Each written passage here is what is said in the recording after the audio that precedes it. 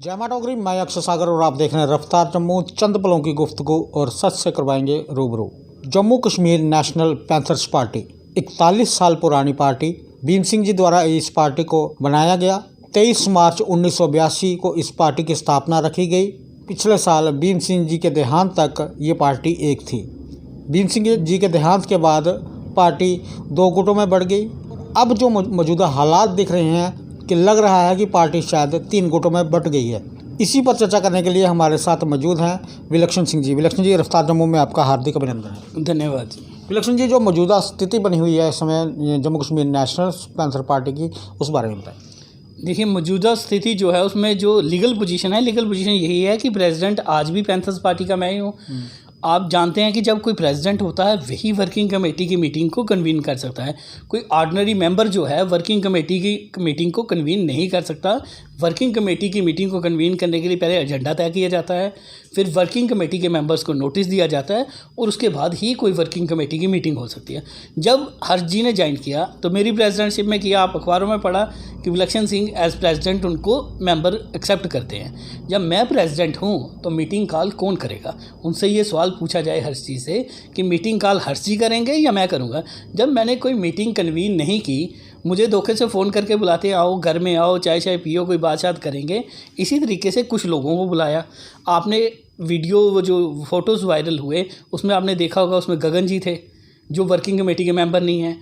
उसमें अंद्राबी जी थे जो उन्होंने पैंथर्स पार्टी ज्वाइन ही नहीं की है वापस। जब वो आप में चले गए, आज आ रहे हैं, लेकिन फार्मली उन्होंने पार्टी को अभी हमने उनको मेंबर एक्सेप्ट अंद्राबी साहब को नहीं किया। उसमें परिहार जी थे जो अभी तक सिंपल प्राइमरी मेंबर ही एक्सेप्ट किया है, वो वर्किंग कमेटी के मेंबर नहीं थे। उसमें मकबूल मलिक थे जो वर्किंग कमेटी के मेंबर नहीं हैं।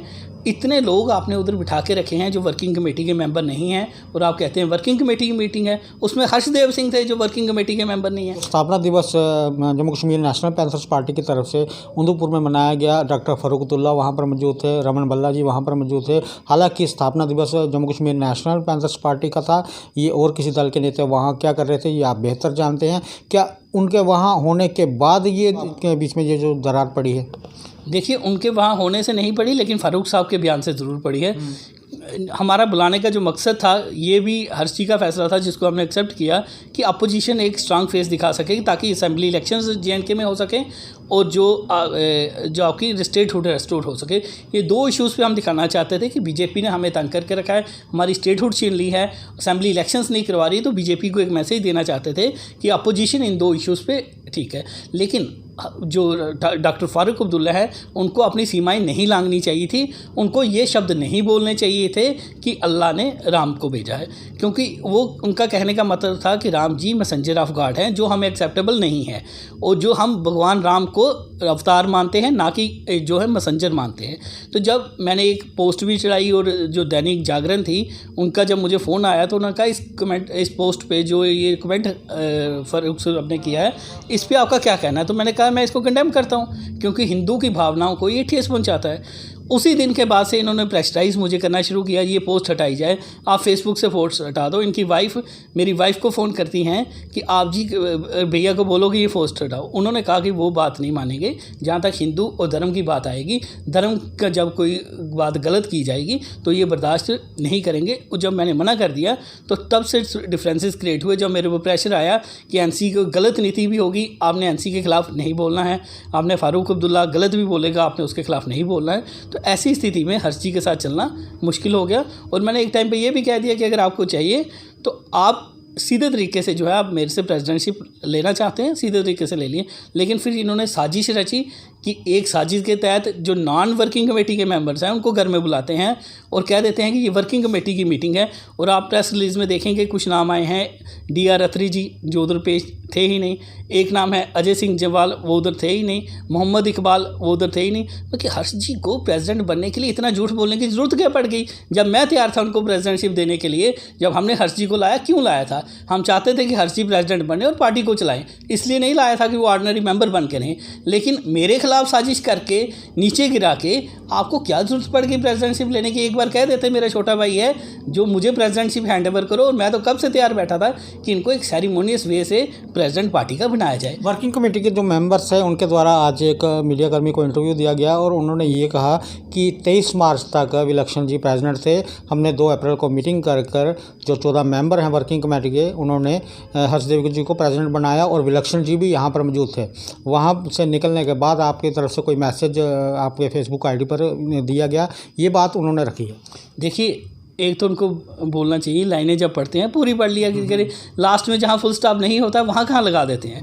वहाँ लिखा गया था Vilakshan Singh has been elected as the president of the party till 23 March 23 और till the elections are held. Elections हमारे प्रेसिडेंट की अभी नहीं हुई। एक बात कि वो आधी बात बताई, ये तब तक था या तो 23 मार्च तक या जब तक इलेक्शंस होती हैं प्रेसिडेंट की। अब इलेक्शंस प्रेसिडेंट की कौन करवाएगा? जब गंजू साहब ने अपना दावा पेश कर दिया कि मैं प्रेसिडेंट हूँ और मेरा दावा है कि मैं प्रेसिडेंट हूँ, पहले ये डिसाइड होना था कि प्रेसिडेंट कौन है, फिर वो इलेक्शंस करवा के एक प्रेसिडेंट चुनता। जब तक यही डिसाइड नहीं होगा इलेक्शन कौन करवाएगा? ऐसे गंजू साहब अपनी इलेक्शन करा के प्रेसिडेंट बन जाएंगे, हम अपनी इलेक्शन करा के प्रेसिडेंट बन जाएंगे, डिस्प्यूट तो वहीं रहेगी। तो हमारे बीच में यही फैसला था कि जब इलेक्शन कमीशन डिसाइड कर देगा कि प्रेसिडेंट कौन है, फिर पार्टी में इलेक्शंस कराई जाएंगी और जो नया प्रेसिडेंट है चुना जाएगा, उसके डेलीगेट्स चुने जाएंगे। आज की डेट पे आप ये नहीं बता सकते कि आपके मेंबर कौन से हैं। आम आदमी के पार्टी के लोग भी हमने उधर हमारे मंच पे बोले, क्योंकि सारी पार्टी के बोले। अब आप वो कहें जी हम जो हैं पैंथर पार्टी के हैं, वो लोग तो वोट नहीं ना डालेंगे। पहले डिसाइड होगा कि पैंथर्स पार्टी के लोग को। विलक्षण जी, अगर आपकी बात मानकर चलें, जो आज की मौजूदा स्थिति बनी हुई है, आप कहते हैं मैं प्रेसिडेंट हूँ, गंजू जी कहते हैं मैं प्रेसिडेंट हूँ, हर्षदेव जी कहते हैं मैं प्रेसिडेंट हूँ, आखिरकार वर्किंग मेंबर्स कितने हैं और कितनी कितनी मेजॉरिटी किनके पास है? देखिए, आज की डेट में 17 वर्किंग कमेटी के मेंबर्स हैं, जिसमें से जो है 6 मेंबर्स जो मुझे अभी तक फ़ोन आ चुका कि हम आपके साथ हैं, 7वां मैं खुद हूँ। तो मेजॉरिटी तो मेरे पास है। गंजू जी के पास 4 हैं, हर्ष जी के पास 4 है। तो ये लोग जो हैं 4-4 से जो बनने की कोशिश कर रहे हैं। और मेरी तो गंजू जी से मैंने पहले भी आह्वान किया है कि मिलके पार्टी को चलाते हैं।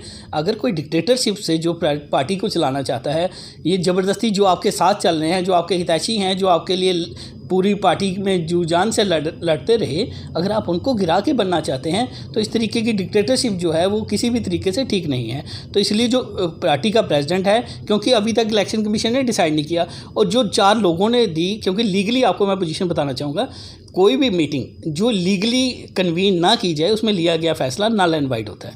जो मीटिंग हर्ष जी के घर में हुई है वो लीगली कन्वीन्ड मीटिंग नहीं है। उसको कन्वीन करने के लिए मेरी परमिशन ज़रूरी थी। जब तक मेरी परमिशन ही नहीं थी, इसलिए हर्ष जी तो हवा में हैं। हर्ष जी लायर हैं, मुझे समझ नहीं आई ये कैसे लायर हैं, जिनको ये नहीं पता कि ये मीटिंग कन्वीन कौन कर सकता है। क्या एक मेंबर घर में मीटिंग कन्वीन कर सकता है? इस तरीके से कोई आज बीजेपी का कोई प्राइमरी मेंबर खड़ा होगा और मोदी जी को हटा देगा? सर, हर्षदेव जी का जो गुस्सेल रवैया है उसके चलते वो अक्सर चर्चा में रहते हैं, और कुछ इस तरह का देखा जा रहा है कि जब से उनकी वापसी हुई है पैंथर्स पार्टी में, भीम सिंह जी का नाम कुछ वो कम लेते हैं या उनका नाम लेते हुए कुछ कतराते हुए नहीं रहते हैं। देखिए, ये भी एक डिस्प्यूट का एक कारण रहा कि जब भीम सिंह जी का जब उन्होंने भाषण भी किया तो उस भाषण में भी उन्होंने भीम सिंह जी का कोई ख़ास जिक्र देखेंगे आप लगभग नाम ही नहीं लिया भीम सिंह जी का। हमारी तरफ से एक प्रपोज़ल भेजा गया कि ये जो है भीम सिंह जी की फ़ोटो लगाई जाए और उसके ऊपर फूल चढ़ाए जाएँ, जो भी लोग आएँ, जो गेस्ट आपने बुलाए हैं। क्योंकि फारूक जी जो उधर आए थे स्पेशली इसलिए आए थे कि भीम सिंह उनके फ्रेंड हैं, एक ही रीज़न था, मेन रीज़न उनका आने का था। और आपने फारूक का जो उन्होंने स्टेटमेंट दी, उन्होंने आधे से ज़्यादा में भीम सिंह जी की तारीफ़ की है। तो भीम सिंह जी को फूल चढ़ाने से अगर आप इनकार करते हैं कि मैं फ़ोटो नहीं लगाऊंगा और भीम सिंह जी के जो है मैं फूल नहीं चढ़ाऊंगा, तो आप भीम सिंह जी की पार्टी को चलाने का हक रखते हैं। अगर आप भीम सिंह का नाम लेने से कतराते हैं तो भीम सिंह की पार्टी में रहने का आपको कोई अधिकार ही नहीं है। जब हमने कहा कि भीम सिंह जी का पोस्टर में फ़ोटो बड़ा होना चाहिए, तो उसके साथ वो अपने फादर का फ़ोटो लगा देते हैं। पॉलिटिकली अगर आप इस सोच को देख रहे हैं, पॉलिटिकली ये सोच थी कि भीम सिंह जी के कद को छोटा करना। तो भीम सिंह जी के कद को छोटा करने की आप कोशिश पोस्टरों पे करते हैं, नाम आप भीम सिंह जी का नहीं लेते हैं। और यदि हम भीम सिंह जी का नाम लेते हैं तो आपको एतराज़ होता है, तो फिर आपको पैंथर पार्टी में रहने का कोई अधिकार नहीं है, भीम सिंह की पार्टी में रहने का कोई अधिकार नहीं है।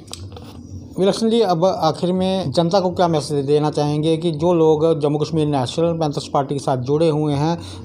मैं जनता को यही मैसेज देना चाहूँगा, जनता को विश्वास करना पड़ेगा। अगर हम पहले 9-10 महीने तक पार्टी को थाम के रखे हैं, पार्टी को आज भी हम थाम के रखेंगे। हर्ष जी गलत तरीके से प्रेसिडेंट नहीं बन सकते। आप खुद ही देख लीजिए, अगर हर्ष जी के साथ मेजॉरिटी थी तो हर्ष जी को उधर दूसरे मेंबर बिठाने की ज़रूरत ही नहीं थी। यही क्लियर कट मैसेज है कि हर्ष जी के साथ मेजॉरिटी नहीं है। आज भी सुना मैंने, उन्होंने प्रेस कॉन्फ्रेंस रखी, अगर मेजॉरिटी थी तो 10 मेंबर बिठा लेते वर्किंग कमेटी के 3 मेंबर क्यों बैठे थे उधर? अगर हर्ष जी के साथ मेजॉरिटी थी, 3 मेंबर वर्किंग कमेटी के बिठा के आपने प्रेस कॉन्फ्रेंस में नोट क्या भेजा है? वर्किंग कमेटी की प्रेस कॉन्फ्रेंस, और बंदे कितने आते हैं? 3। तो वो जो बंदे 3 आए, तो वो साफ मैसेज है। जब हर्ष जी को मुझे गिरा के प्रेसिडेंट बनने की ज़रूरत पड़ गई, तो ये साफ मैसेज है हर्ष जी कहीं भी प्रेसिडेंट नहीं है। और गंजू जी से हम ये आह्वान करेंगे, क्योंकि मेजॉरिटी मेरे साथ है, मेरे साथ लोग हैं, हम पार्टी को डिस्प्यूट में ना डालें, पार्टी के सिंबल को डिस्प्यूट में ना डालें, आपस में मिल के हम पार्टी को चलाएँ ताकि पार्टी का सिंबल बच सके और हम लोगों में घर घर में ये पार्टी पहुँचाएँ। और हम ये भी कोशिश करेंगे, हमारे बड़े बड़े नेता जो दूसरे भी हैं, जो पार्टी के हितैषी हैं, जो भीम सिंह का नाम लेते हैं, भीम सिंह की इज्जत करते हैं, वो पार्टी में वापस आएँ ताकि हम मिलकर फिर से दोबारा पार्टी को खड़ा करें। विलक्षण जी ने अपनी बात रखी और सबको मालूम है कि इस समय जो मौजूदा हालात हैं Jammu Kashmir national panthers party के, तो वो आप सबके सामने हैं। विलक्षण जी ने कहा कि अगर आप भीम सिंह जी का नाम नहीं ले सकते, उन पर हार या फूल नहीं चढ़ा सकते, तो आपको पैंथर्स पार्टी के साथ रहने की कोई ज़रूरत नहीं है। आगे भी देखते हैं रफ्तार जम्मू, जय भारत।